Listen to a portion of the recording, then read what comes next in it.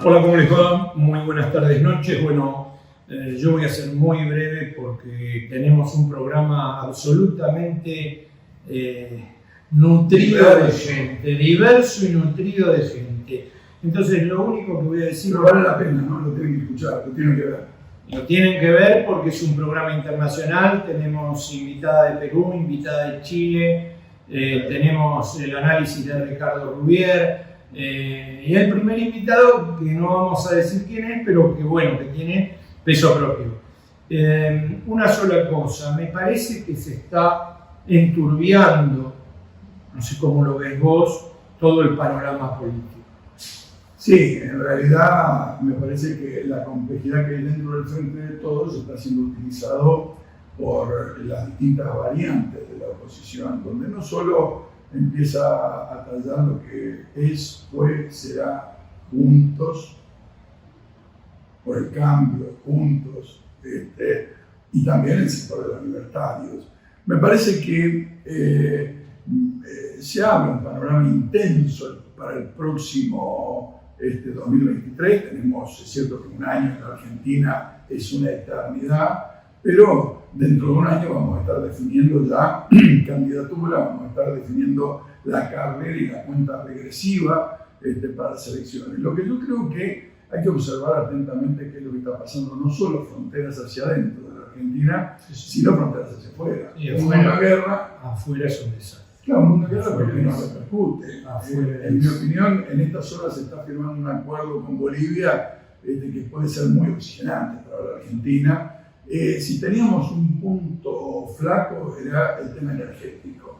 En estas horas se está firmando un acuerdo de provisión de gas incrementando lo que nos venía de Bolivia. Ahí ha trabajado muy intensamente el embajador, el Basteiro y el presidente Alberto Fernández. Hay que reconocer que algunas cosas las agarra con energía. Se vieron cuando asumió el presidente Boric, empezaron a trabajar ahí el presidente Arce, el presidente Fernández, y en estas horas se está firmando un convenio que espero que los ductos con que tiene que llegar el gas sean suficientes para poder alimentar básicamente la cuestión energética y energía eléctrica. En la Argentina se genera mucho por gas. Creo que eso puede ser un gran alivio porque, por otra parte, van a entrar muchas divisas por el aumento del precio internacional de los commodities, básicamente soja, trigo, algunos otros también. Si no tenemos una gran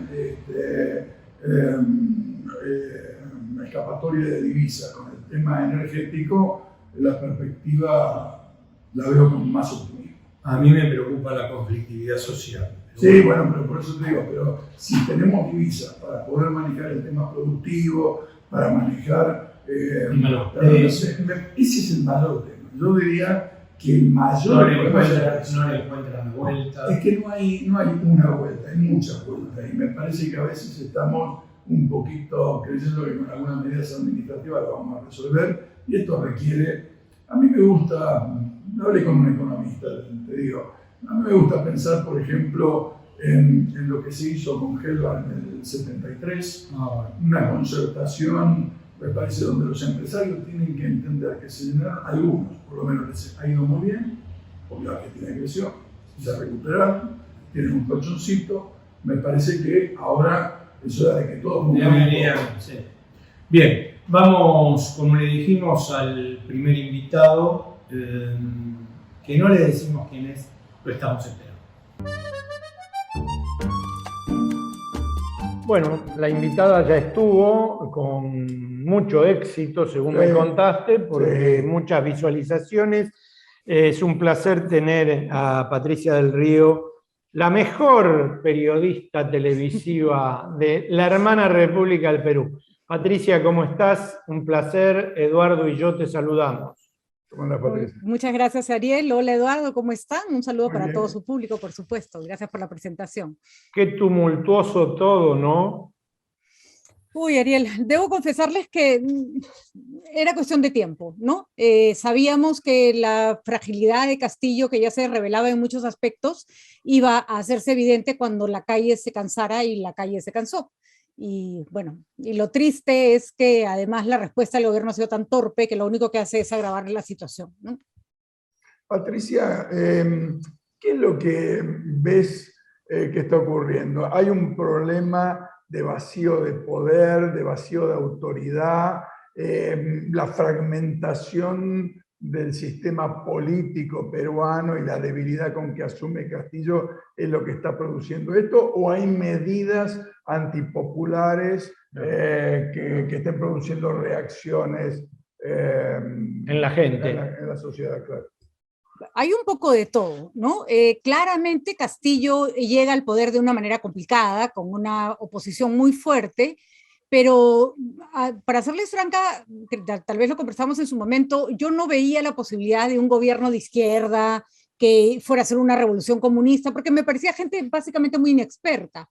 Entonces, efectivamente, Castillo no ha significado el gobierno comunista que la derecha temía, pero es de una incompetencia palpable. Pero además, si solo fuera incompetencia, en fin, a eso sumémosle corrupción, sumémosle necedad, no se deja ayudar, no se rodea de la gente apropiada. Y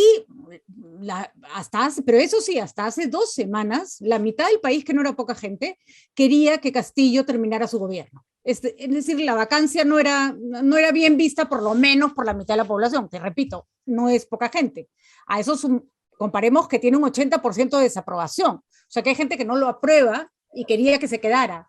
Pero Patricia, recién nombraste la palabra tan trillada y tan temida. ¿A 5 o 6 meses de asumir corrupción? A 5 o 6 meses de asumir corrupción, y corrupción de la peor especie, ¿no? El asesor brazo derecho de Castillo tenía $20,000 guardados en el inodoro del Palacio de Gobierno. Sus compañeros, a ese punto, ¿no? Tiene una casa que es paralela al Palacio del Gobierno, donde Castillo va medio escondido y recibe gente, su entorno está podrido hasta las orejas. Y lo peor de todo, Ariel, es que ni siquiera, voy a decir una cosa horrible, ni siquiera es un robo a alto nivel como hemos visto en nuestros países antes. Es un robo ya casi de esquina, chavetero, que se les nota en lo más mínimo, ¿no? Claro. Si a eso le sumamos que por razones que no tienen que ver con el gobierno de Castillo, hay alza de combustible, alza de precios, por la coyuntura que se está viviendo en el mundo, la gente se cansó, ¿no? Se cansó y arrancaron las protestas. Pero claro, el presidente decidió que nos íbamos todos, nos metía todos en nuestra casa 24 horas, y eso, en lugar de calmar a la gente, la ha molestado más, ¿no? Yo noto, por lo que acá se ve, se percibe, estamos a muchos miles de kilómetros de distancia, que la represión ha sido muy fuerte, que hay muchos muertos, que hay heridos. Eso a uno lo sensibiliza, ¿no? Porque una cosa es que la gente proteste, que la gente salga a la calle, que haga reclamo, que demande, que haya huelga. Ahora, yo por lo menos no soy partidario de ningún tipo de represión en este tipo de cuestiones. Me parece que la gente tiene derecho a reclamar, ¿no? Totalmente de acuerdo. Pero a ver, hay una diferencia importante que no es menor. Hay entre 6 y 7 muertos, no se ponen de acuerdo, pero la mayoría ha sido producto del caos. No hay herido, no hay muerto por bala de policía. Uno me parece que recién es uno ha muerto por herida de bala. Uno es un montón, pero digamos, ha muerto gente huyendo, ha muerto gente en la carretera atrapada porque no podía recibir atención médica. Sí es responsabilidad de Castillo, pero no es producto de una represión brutal. Y lo que sí se ha visto es que la violencia, la virulencia de la protesta ha llegado a límites impresionantes, ¿no? Y Patricia, ¿quién convoca esas protestas? ¿Lo convocan los partidos políticos de la oposición, el sindicalismo, el movimiento estudiantil? ¿Quién está encarando? Y te agradezco la aclaración, porque yo pensé que era más fruto de la represión y por lo que veo es parte del desorden, digamos, más general. Así es. Te agradezco. Pero, ¿quién está convocando esas movilizaciones o es espontáneo? Otra vez es una mezcla. Ha habido primero una movilización de los transportistas, a la que se sumó el descontento popular. Cuando nos metieron en toque de queda todos a nuestras casas porque parecía que estaban saqueando la ciudad, que también parece que ha sido más bolas que otra cosa, y nos dejaron sin ir a trabajar y a los chicos sin ir al colegio, ahí sí surgió una protesta espontánea. Miren, hasta cuando empezó el gobierno de Castillo, había muchas marchas empujadas por la derecha para vacar a Castillo. No tenían mayor aprobación. Hubo marchas para reclamar por el indulto de Alberto Fujimori, no convocaron mayor gente. La primera marcha masiva que hemos visto ha sido en estos días en varios puntos del país. Así que, pero para que tengan una idea, hoy día he hablado con el sindicato de maestros, van a hacer un plantón ahora, y la respuesta del jefe del sindicato fue: si Castillo no reacciona y no contiene la crisis, vamos a agudizarla hasta que se vaya, ¿no? Los maestros, recordemos que él es maestro, ¿no? ¿Y qué alternativas se visualizan desde el punto de vista político? ¿Hay una salida de carácter electoral? ¿Hay alguna otra una asamblea legislativa? ¿Lo pueden remover del cargo así como así o tiene que salir del Congreso? ¿Cómo es la situación jurídica, digamos, claro, institucional? Es complicada en varios aspectos. Primero, que a Castillo lo tiene que sacar el Congreso de la República, ya sea por infracción a la Constitución como por alguna de los motivos de vacancia. Creo que ya tienen argumentos como para que eso salga adelante. Tendría que asumir la vicepresidenta. No hay ninguna razón para que la vicepresidenta no asuma el cargo, a menos que ella renuncie. Lo que se está pidiendo desde la ciudadanía es que asuma la vicepresidenta y convoque elecciones. Y para eso se necesita presentar un proyecto, el Congreso lo tiene que aprobar, o sea, hay varios límites, ¿no? Varias formas. Si la vicepresidenta renunciara, que siempre es una opción, tiene que asumir el Congreso. Y ahí es donde arranca el problema, porque la gente, y eso hay que decirlo con todas sus letras, quiere que se vayan todos. O sea, el que se vayan todos me recuerda a un momento trágico de la Argentina que fue el 2001, que se vayan todos y no se fue nadie, ¿viste? Al final hubo muertos, hubo realmente un problemón, una cosa, bueno, lo vivimos, ¿no? Porque es la especie de la indignación y la sublevación anárquica, no hay una conducción. Pero por lo que cuenta Patricia, pareciera que no hay conducción oficial y no hay conducción para poner algo distinto, o me equivoco. Ahorita hay una crisis de liderazgos tremendas. Nadie encuentra, ni en el gobierno, ni en la oposición, nadie que pueda canalizar toda esta frustración ciudadana. Pero hay un antecedente, señores, bien importante. En noviembre del 2020, la ciudadanía salió espontáneamente, claro, los chicos, además, conectándose por redes sociales, y cayó este presidente del Congreso que había asumido, uno de los tantos presidentes que hemos tenido en los últimos tiempos, que duró 3 días en el cargo de presidente, y lo sacó a la calle. Entonces la calle tiene fresca esta idea de que puede hacer valer su derecho, ¿no? La situación es bien difícil porque la gran pregunta que se hace la gente en la calle es: ya, ¿se va en estos? ¿Y quiénes? ¿Quién viene? ¿Quién arregla esto? ¿No? ¿Y los medios de comunicación qué postura tomaron, Patricia? Los medios de comunicación son variables. Ha habido mucha pro-vacancia en los medios de comunicación desde mucho antes que hubiera razones.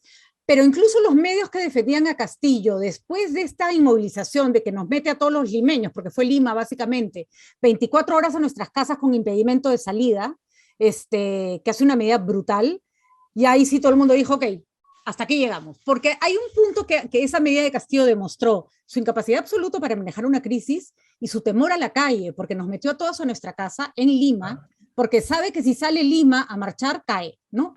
Entonces, que así nos van a gobernar, que cada vez que tengan miedo nos van a dejar encerrados en nuestra casa, no parece lógico, ¿no? Esa es una medida muy fuerte, ¿no? Ya hubo varios intentos de remoción en el Congreso, ¿no? Y no prosperaron. ¿Cómo ves el futuro, no? Esa es la parte más decepcionante. Recordemos que el Perú cambió la legislación para mal, no permitiendo que ningún congresista se reelija. Por lo tanto, todos los que tenemos en el Congreso ahorita son nuevos. No van a poder volver a ser congresistas. Y como no se quieren ir, y les importa un pepino el país, y solo han aprobado leyes que los benefician a ellos mismos, hasta ahora le hacen el juego. O sea, todos gritan que Castillo es un incapaz, no sé qué, y a la hora que tienen que votar, Juacatán, todos votan para que se quede, ¿no? Y ahorita no se escucha un eco en el Congreso de esa indignación que se siente en las calles, ¿no?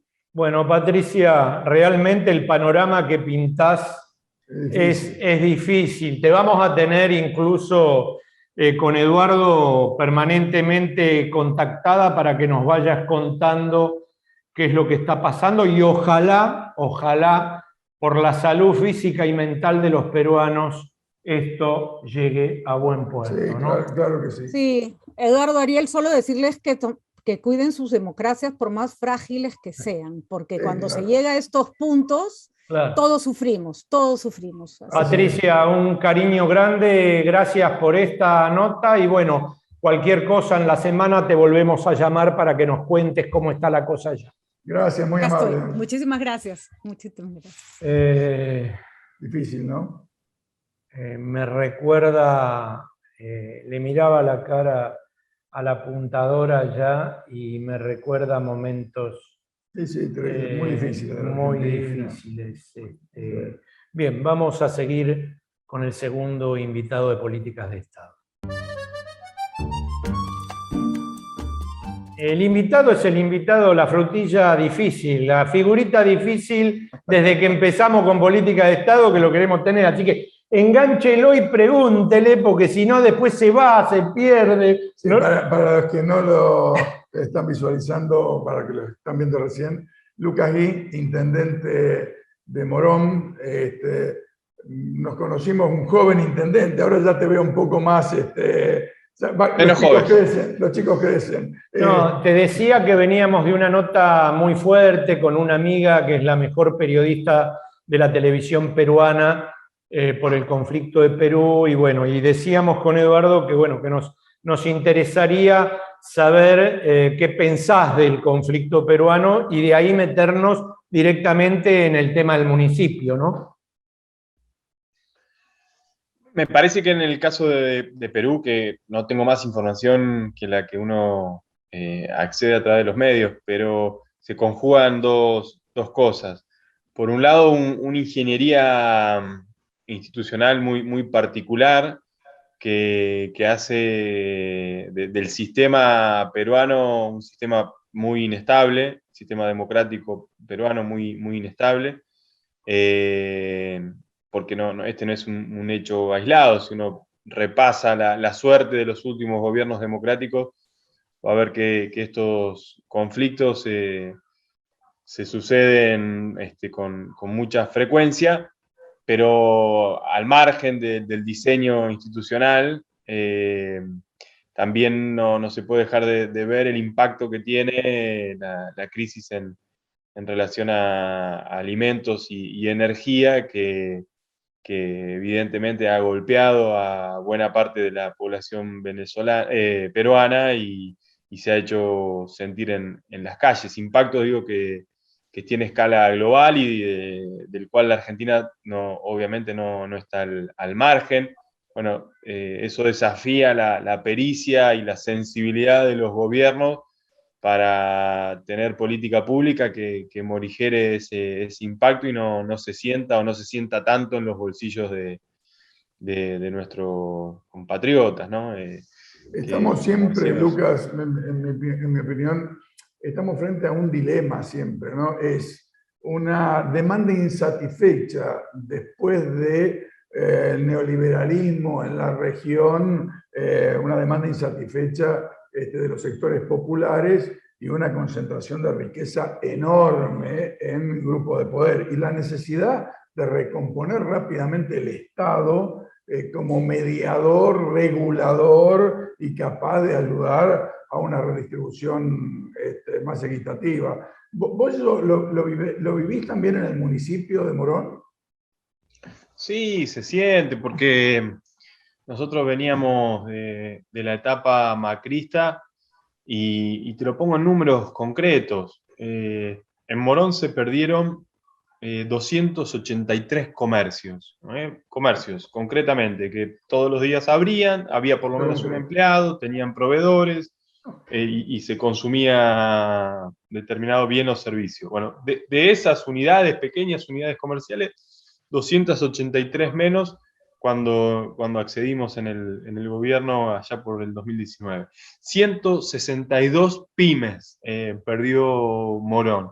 algunas unipersonales y otras hasta 20 empleados. Bueno, se perdieron fruto de una política que a escala provincial y nacional no generó las condiciones, no solo para el desarrollo productivo, sino que la ahogó, le quitó mercado, les quitó financiamiento, al punto tal que perdieron su propia capacidad de subsistencia.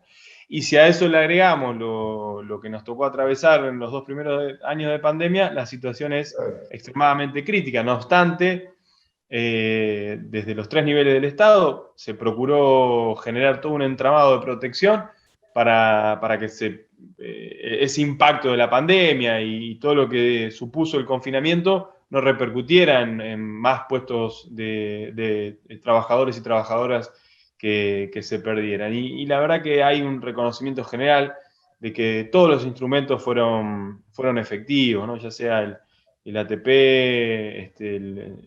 lo que recreó la provincia con un programa llamado Preservar Trabajo, el IFE, ahora el REPRO, un Estado que tuvo acción, que tuvo iniciativa, que tuvo política pública para contener y que nos permitió el año siguiente, en el 2021, recuperar esos 10 puntos que nuestro producto había perdido en el 2020 y mantener esta tendencia que la vemos reflejada en el nivel de actividad, de consumo, incipientemente al alza, pero que necesitamos profundizarla, no solo en términos de crecimiento, sino, como vos bien señalabas, de distribución, que eso no sea solo una entidad estadística, el crecimiento, esos 10 puntos, sino que se refleje en el acceso a nuevos bienes y servicios por parte de las grandes mayorías. Yo creo que es el desafío. Bueno, hoy tenemos una puja distributiva en ciernes que de cómo se resuelva depende en buena medida la suerte de nuestro proyecto político.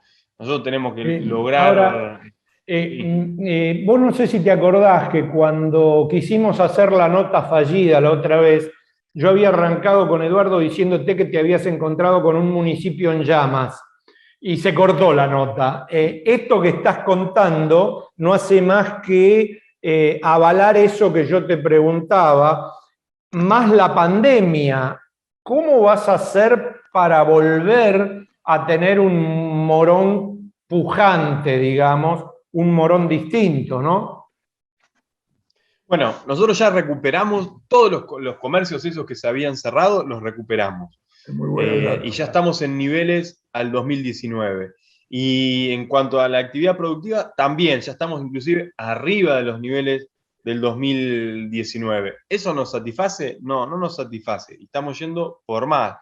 Recibimos hace poquito la muy buena noticia ante una presentación que hicimos en su momento, que la empresa, lo digo porque es emblemático, una empresa que fue reconocida en estos últimos meses por un proyecto sumamente innovador y articulado con el CONICET y el Ministerio de Producción, como fue la empresa que desarrolló los barbijos con el bactericida, el Atom Protect, más allá del chivo. Hay mucha inteligencia pública puesta ahí. Bueno, viene acá a nuestro distrito, compra un predio de 7 hectáreas, una inversión sumamente importante, va a generar 200 puestos de trabajo, no solo en lo que tiene que ver con insumos sanitarios, sino también toda una línea de blanco, porque es una textil muy importante que quiere ocupar más porciones del mercado, y llega acá porque entiende que en Morón le garantizamos una cantidad de condiciones y un régimen de promoción para inversiones productivas que nos parece que nos ratifican en el camino que tenemos que desarrollar. Lucas, y la obra del municipio, por ejemplo, el tema calles, alumbrado, las cosas específicas, ¿están encarando obras también? ¿Tienen ayuda de provincia, de nación? ¿Eso se está dando? Sí, la verdad que el nivel de inversión es altísimo, tanto a nivel provincial como nacional. Te podría decir que recién este año estamos pudiendo ejecutar el plan de gobierno que nos hubiese gustado desarrollar desde diciembre del 19. Y sí, ese plan de gobierno tiene en la inversión pública y en la obra pública en particular un eje central, y no podemos menos que destacar la participación tanto de la provincia como de la nación en ese financiamiento de esa intervención. Nosotros tenemos para este 2023 una meta concreta. tener todo el distrito pavimentado, tener todo el distrito con cloacas, tener todo el distrito con acceso al agua de red y tener todo el distrito con garantías de conectividad en todos los barrios de nuestra ciudad. Y hoy estamos cerca de lograrlo y hasta tal vez con algunos meses de anticipación a fin de este mandato. Bueno, eso se hace producto de la interrelación con la provincia, con la nación y también con un sector privado que claro, en la medida que ve condiciones invierte, apuesta, asume riesgo, pone capital de trabajo y bueno, el desafío es que eso se traduzca en calidad de vida de nuestra gente y en distribución de esa riqueza que entre todos generamos. Lucas, gracias. La verdad que está bueno tener alguna buena noticia también. No, te iba a decir, porque venimos de la periodista peruana y nos dejó medio, viste, como tecleando y realmente que pintes este panorama, ¿no? Es alentador. Muchos éxitos, ¿eh? Ojalá. Seguimos al habla para tratar de que te encontremos, porque sos un muchacho difícil. Le voy a decir a Larry que te ate. La gestión te lleva siempre, sabés cuándo arrancás el día, pero nunca cuándo ni cómo lo terminás. Pero bueno, gracias a ustedes por el espacio. Un cariño al equipo. Gracias. Un abrazo. Un abrazo grande. Vamos a la pausa. Vamos a la pausa y el análisis de la coyuntura con Ricardo Rubier. Acompaña a Política de Estado Puerto La Plata, un importante nodo logístico para los sistemas productivos de la región. Un puerto en continuo desarrollo. Puerto La Plata, el puerto del futuro.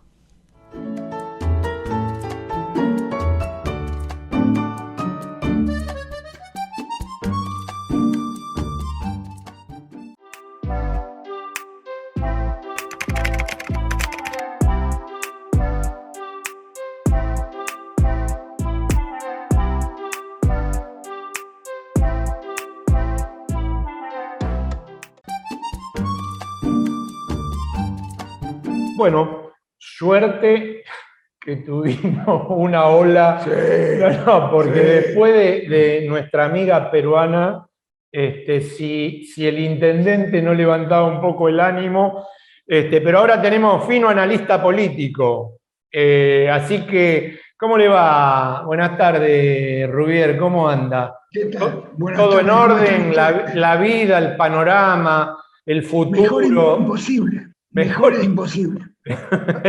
¿Cómo andas, Ricardo? ¿Bien? ¿Cómo ves? Vos sabés que coincidieron, estábamos hablando recién con Eduardo, tanto la periodista peruana como Lucas Gui, el intendente de Morón, coincidieron que la coyuntura internacional está pegando muy duramente, no solo en Perú, sino en los otros países de Latinoamérica. ¿Cómo ves toda esta historia en relación a Argentina? Sí, coincido. Indudablemente la guerra, el conflicto, que tiene su amplitud, su espacio, digamos, va a escala cuando vamos a las consecuencias del conflicto en el terreno del comercio internacional. El cambio en los precios internacionales, el crecimiento de los productos primarios, por un lado, cosa que nos pondría contentos dentro de lo que uno no puede estar contento por una guerra, pero una de las consecuencias, y eso pasa en las guerras, una de esas consecuencias puede favorecer a terceros países, y en este caso favorece a aquellos que somos exportadores de productos primarios, pero tiene su complemento negativo en que también crecen los precios de la energía y por lo tanto el gas y el petróleo están subiendo fuertemente. Y esto para nosotros es un problema. Y esto es un problema también para América Latina.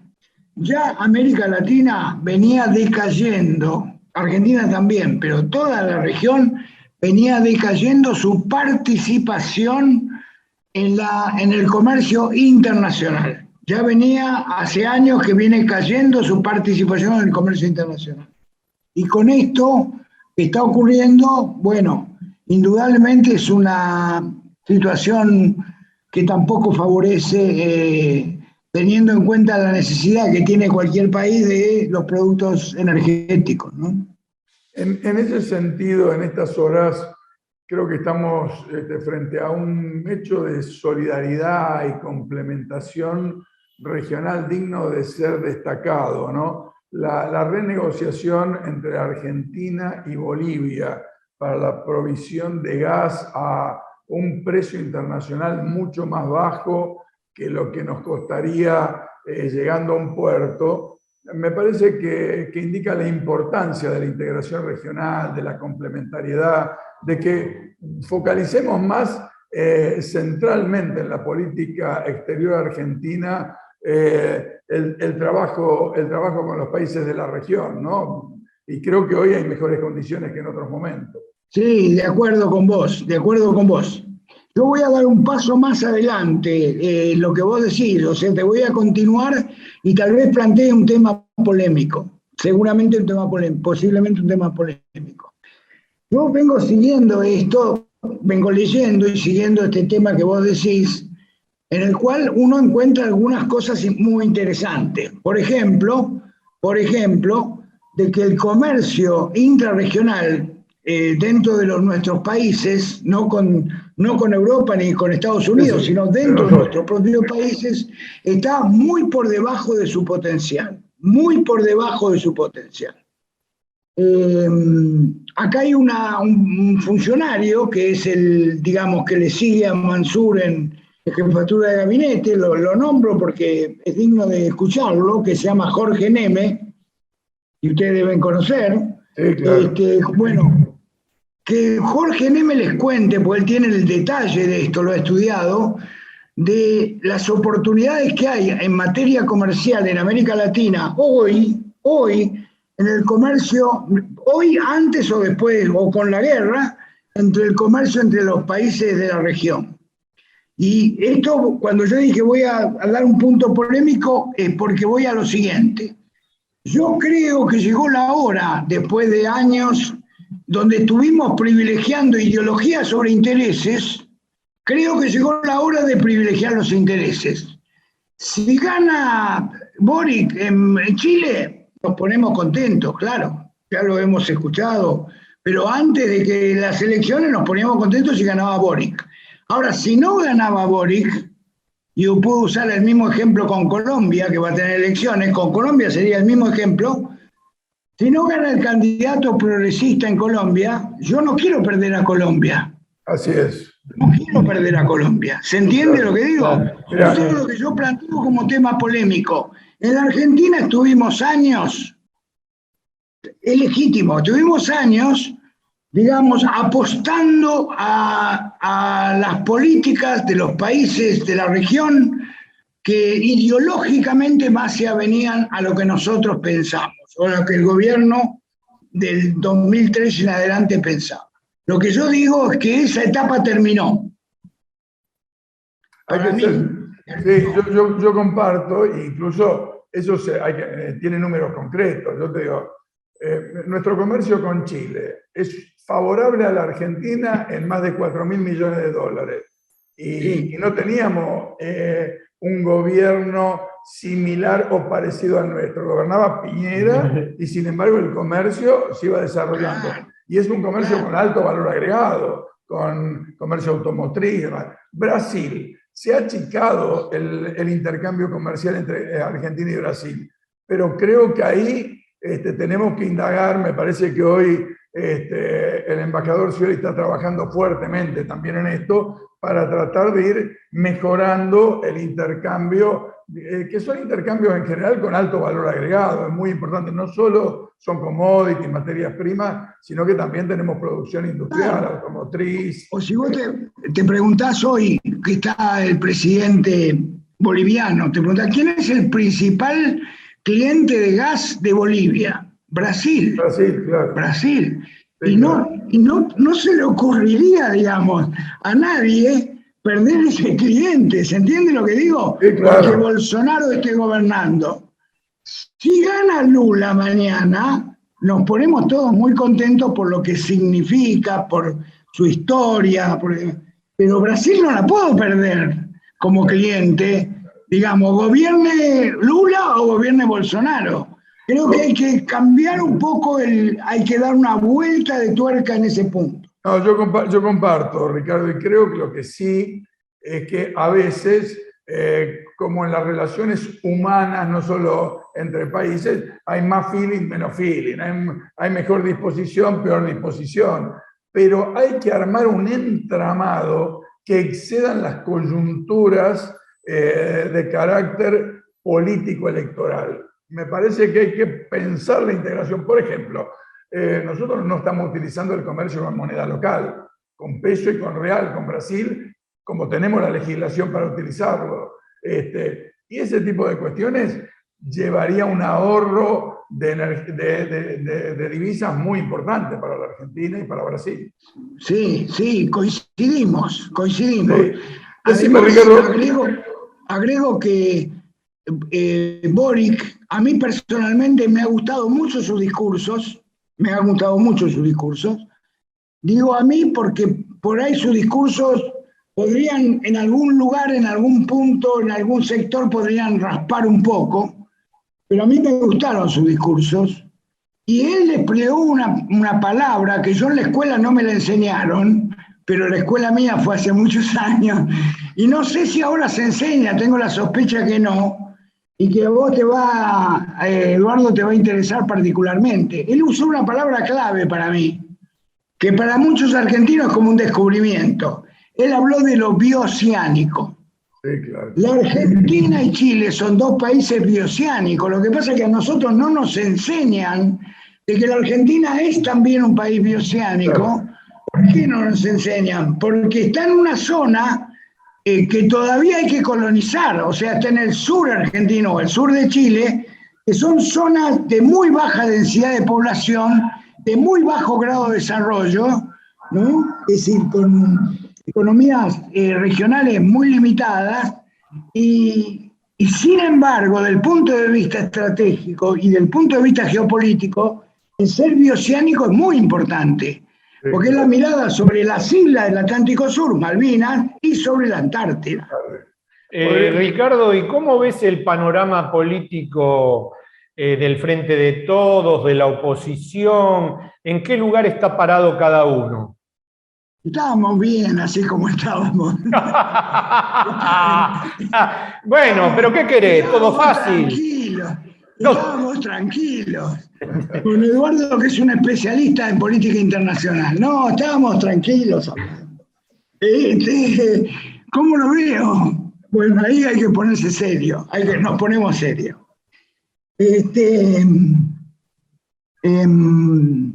Mirá, qué sé yo, por dónde empezar. Vamos a empezar por arriba. Vamos a empezar por el vértice superior.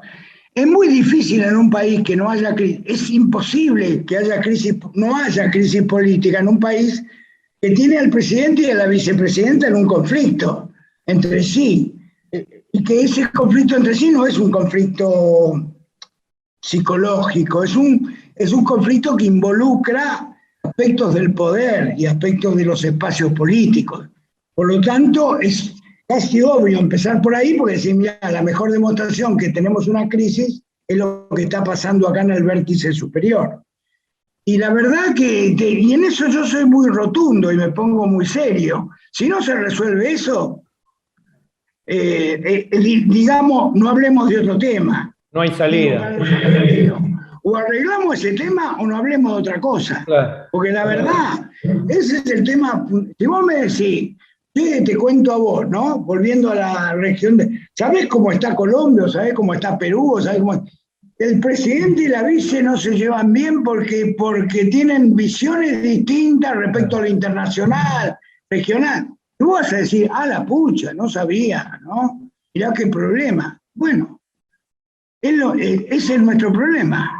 O sea, el problema es que tenemos dos visiones distintas, y yo me atrevo a decir más a fondo, hay dos visiones del capitalismo distintas. Hay dos visiones del capitalismo distintas. Hay que decir la verdad. Yo no pretendo, porque es una utopía irrealizable, que juntemos a la clase dirigente del CCK a discutir sobre el capitalismo. Pero la verdad es que sería oportuno de una buena vez, sería oportuno que cada uno dijera cuál es el capitalismo que pretende, digamos, ¿no? ¿Cuál es el capitalismo que mejor le parece para la Argentina? O si le parece que mejor no sea el capitalismo. Bueno, cuando alguien diga eso, le vamos a pedir, bueno, decime cómo, ¿no? Decime cómo. Y ni hablar de lo que hay enfrente, ¿no? Sí, yo te digo, el tema es la responsabilidad que deviene frente a los sectores populares con lo que puede pasar en el 2023 si estas contradicciones no tienen punto de encuentro, si se profundiza. Y ni hablar de lo que hay enfrente, ¿no? No, por eso. Acá tenés dos fracturas. Una en la coalición oficialista, ¿no? Que yo creo, viste, como, sin faltar el respeto a nadie, ¿no? Pero utilizo la metáfora del matrimonio. Esto es como un matrimonio que se pelea, cohabita, pero ninguno de los dos quiere dejar la casa. Decime, y no se nos mete en esta situación, no se nos está metiendo el fantasma libertario contactando con la rebeldía de muchos sectores. ¿Cómo lo percibís? Y con esto vamos redondeando. Ahí vamos, la fractura del oficialismo, hay una fractura en la oposición, pero la oposición está muy cómoda mirando al oficialismo. La verdad que es como dejarle el campo allanado y el camino libre como para que avancen. No sé si van a llegar juntos a las elecciones, en la oposición, pero indudablemente tienen problemas internos, también miradas internas respecto a lo que decíamos antes, no tan polares, pero también tiene diferencias de concepción respecto al déficit fiscal, al papel de las inversiones extranjeras, etc. Por último, los libertarios. Mirá, los libertarios están creciendo en las encuestas, o sea, Milei, perdón, está creciendo en las encuestas, o sea, está creciendo en la consideración pública y crecen sobre la base de la grieta que dejamos nosotros, o la grieta que deja la oposición. Sobre la grieta de los dos es que avanzan los libertarios. Ahora, personalmente, me puedo equivocar, me parece que todavía no constituyen un peligro de poder en la Argentina, todavía, en mi opinión. Pero sí, ojo, lo que sí veo es que en el 2023 pueden ser árbitros electorales. Sí. Ricardo, realmente gracias. Disculpa que te sacamos de la tranquilidad de tu análisis internacional. Sí, claro. Para meterte... Es más fácil hablar, claro, es más fácil hablar de algo que está muy lejos. Algo que te compromete. Pero bueno, realmente gracias, porque cada vez que te llamamos con Eduardo estás disponible para brindarnos tu punto de vista de todo esto. Yo lo único que te digo es que si mi viejo anarquista, que se decía libertario, se levantara de la tumba, Milei lo cagaría a patadas en el orto. Pero bueno... Pero tu viejo era anarquista de izquierda. Era libertario mi viejo, no esta payasada. Sí, no. No, él, claro, sí, yo te entiendo. Lo que pasa es que él no es de izquierda. Un anarquista de derecha podría ser, ¿sabes quién? Jorge Luis Borges. Borges decía que era anarquista. Claro.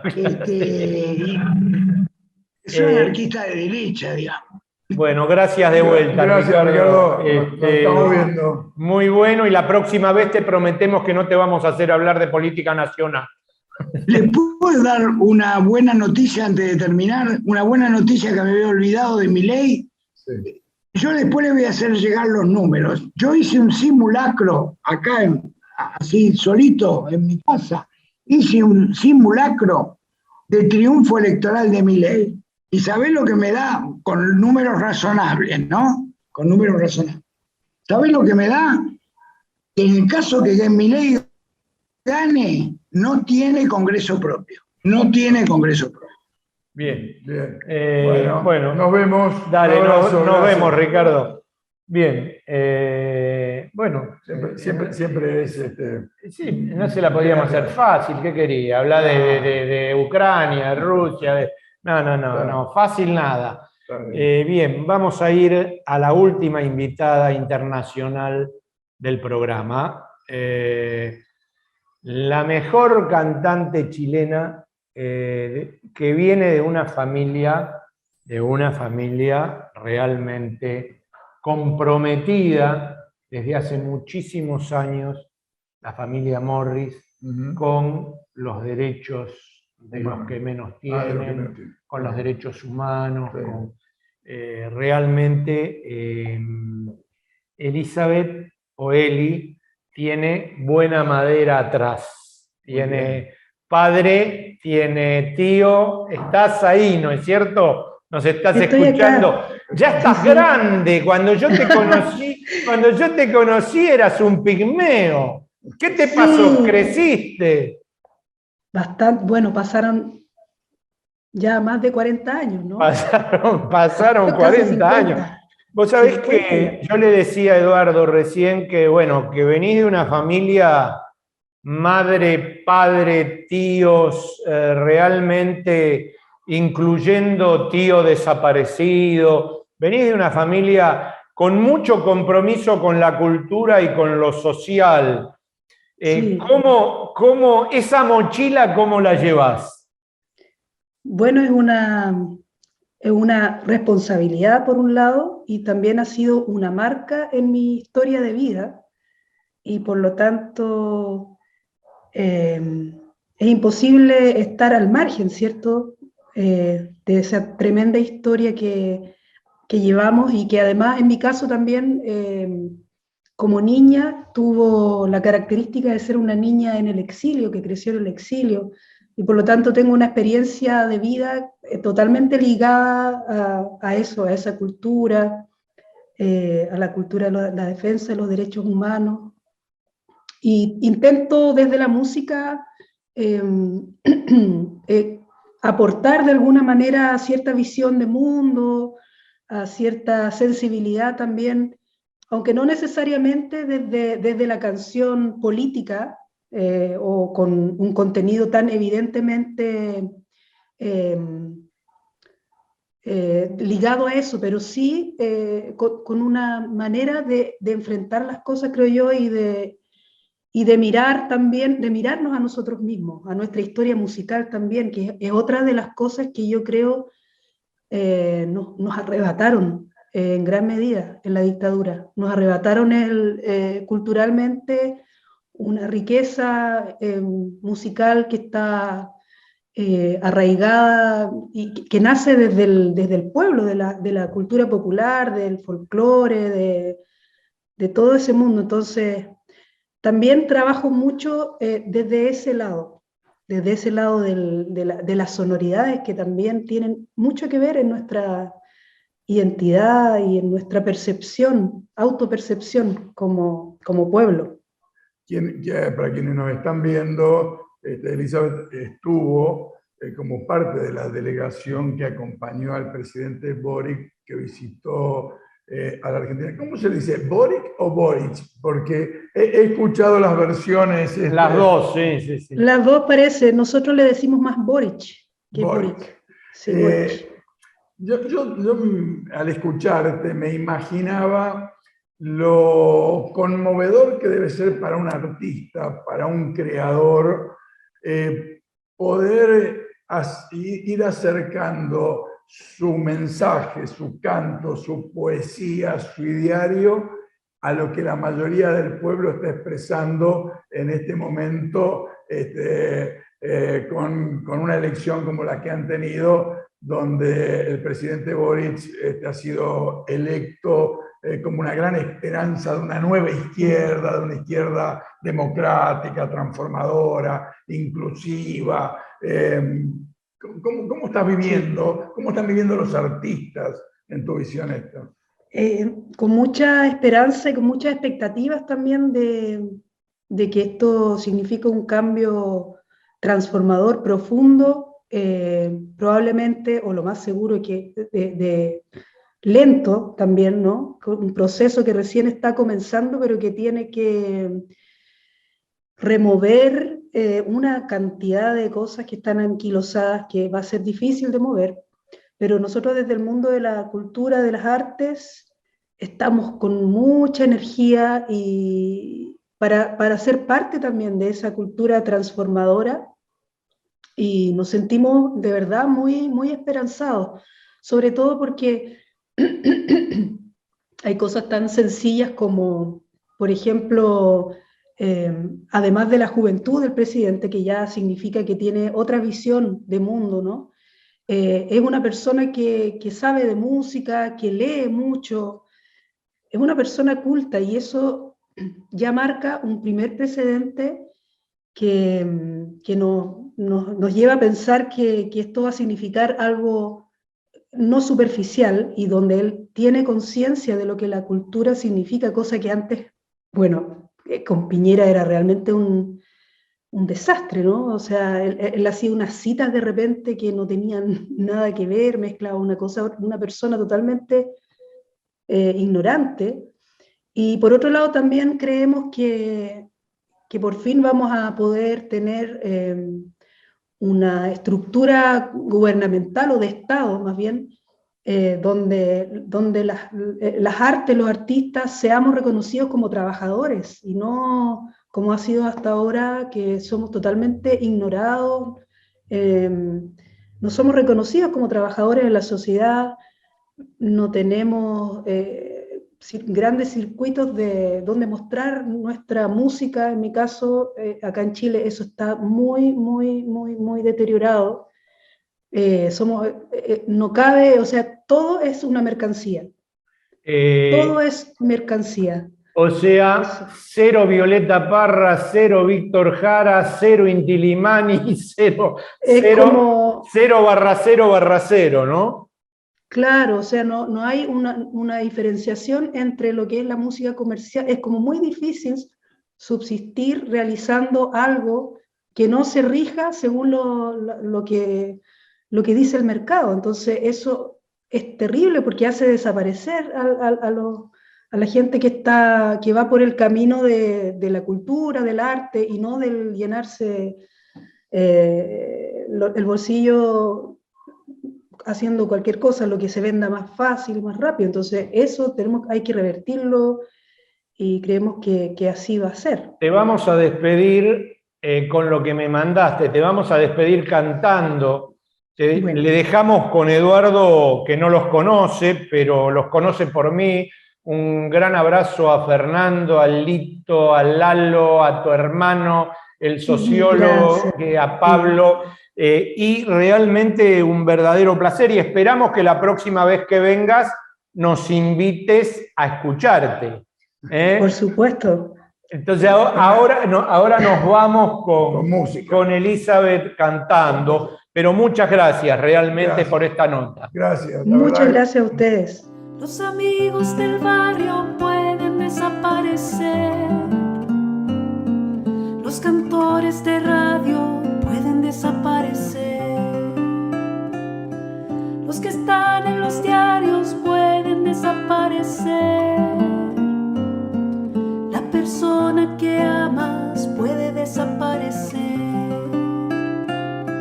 los que están en el aire pueden desaparecer en el aire, los que están en la calle pueden desaparecer en la calle. Los amigos del barrio pueden desaparecer. Pasó el tiempo, Pasó el tiempo, pero la verdad, pero un programa diverso. Yo la conocí cuando era así. Bueno, pero no se dice eso. No, voy camino al suicidio. Todos crecemos. Bien, nos vamos, Sigal. Despídase. Bueno, ¿Qué programa, Sigal? Sí, ¿qué nivel? Bueno, nos vamos, que tengan un buen fin de semana lo que quede, y nos volvemos a encontrar el sábado próximo por Somos, Canal 7 de Cablevisión, y por Flow, Canal 17. 517. Y también por YouTube. Que la pase muy bien, nos volvemos a encontrar el sábado que viene, esperamos que les haya gustado.